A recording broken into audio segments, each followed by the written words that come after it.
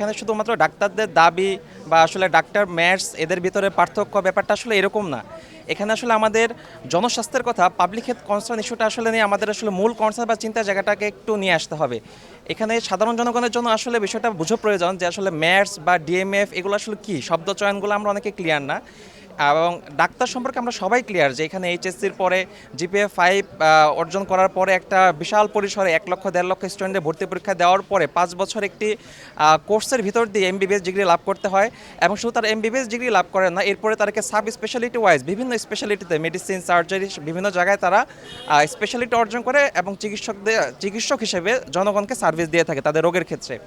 আর mats যেটা, এটার full meaning করলে মেডিকেল অ্যাসিস্ট্যান্ট ট্রেনিং ইনস্টিটিউট আসে এবং এখান থেকে তারা এসএসসির পরে 3 বছর মেয়াদে সরকারি যে নিয়ম সেই অনুযায়ী 3 বছর মেয়াদে একটা ডিপ্লোমা কোর্স করে এবং তারা ডিএমএফ বা ডিপ্লোমা ইন মেডিকেল ফ্যাকাল্টি হিসেবে তারা পরিচিতি লাভ করে থাকে।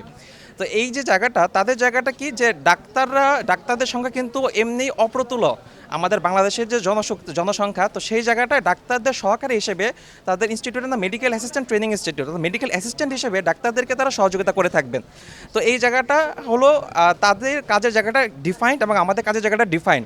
এবং এটা অনুযায়ী বিএমডিসি বাংলাদেশ মেডিকেল এবং ডেন্টাল যে কাউন্সিল, সেখানে ধারা 29 নম্বরে এটা স্পষ্টতভাবে উল্লেখ করা আছে এমবিবিএস এবং বিডিএস ছাড়া অন্য কেউ ডাক্তার উপাধি ব্যবহার করতে পারবে না। তবুও আসলে তারা বুঝে হোক না বুঝে হোক, তারা আসলে বাংলাদেশের যে ভৌগোলিক অবস্থা, এখানে কালচারটা আসলে ঠিকভাবে ডেভেলপ না থাকায়, নিয়মতন্ত্র না থাকায় তাদের অনেকেই ডাক্তার উপাধি ব্যবহার করেন এবং রোগীদের চিকিৎসা দিয়ে থাকেন। তো এই 3 বছর মেয়াদী মেডিকেল অ্যাসিস্ট্যান্টের ট্রেনিং করার পরে যখন ডাক্তার হিসেবে চিকিৎসা দিয়ে থাকেন, অনেক ক্ষেত্রে জনস্বাস্থ্যটা হ্যাম্পার হচ্ছে, রোগীরা ক্ষতিগ্রস্ত হচ্ছে। কিছুদিন আগে নিউজ হয়েছে পল্লী চিকিৎসকের অস্ত্রোপচার করতে গিয়ে এবং একজন শিশুকে মেরে ফেলেছেন।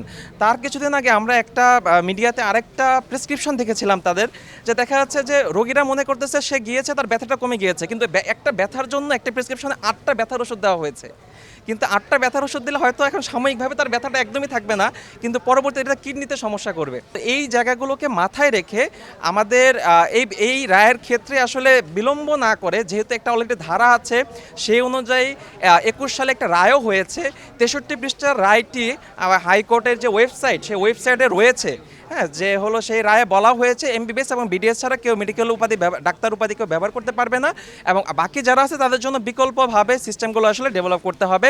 এবং এটা নিয়ে 4টা সুপারিশও হাইকোর্টের পক্ষ থেকে দেওয়া হয়েছিল। আমাদের ডিএমএফ ভাই যারা আছেন তাদের প্রতি অনুরোধ থাকবে যে এই অযৌক্তিক বিষয়টাকে তুলে না নিয়ে এসে, আপনারা গত 15 বছরে যে বঞ্চনার শিকার হয়েছেন, আপনাদের পোস্টিং পদবি জায়গাগুলো নিয়ে যে বঞ্চনার করা হয়েছে, সেই জায়গাগুলো নিয়ে আপনারা কথা বলুন, আপনাদের অধিকারটুকু আপনারা নিশ্চিত করুন, আপনাদের জায়গাগুলোতে আপনারা কাজ করুন, ডাক্তার জায়গাগুলোতে কাজ করে দিন। আমরা স্বাস্থ্য খাতকে নতুন করে এগিয়ে নিয়ে যেতে চাই। আপনারা জানেন যে স্বাস্থ্য উপদেষ্টা 100 দিনের কর্মসূচি ঘোষণা করেছেন। তো এই পরবর্তীতে নতুন করে স্বাস্থ্য নীতি প্রণয়ন নিয়ে কাজ চলছে। 2011 সালের পর থেকে নতুন করে কোনো স্বাস্থ্যনীতি প্রণয়নের কাজ হয়নি, সেগুলো নিয়ে কাজ হচ্ছে। সেগুলো নিয়ে ডাক্তারদেরকে কাজ করতে দিন। যে জায়গা থেকে কাজ করে, যদি কাজ করে, তবেই আসলে আমাদের স্বাস্থ্য খাত এগিয়ে যাবে, আমাদের বাংলাদেশ এগিয়ে যাবে।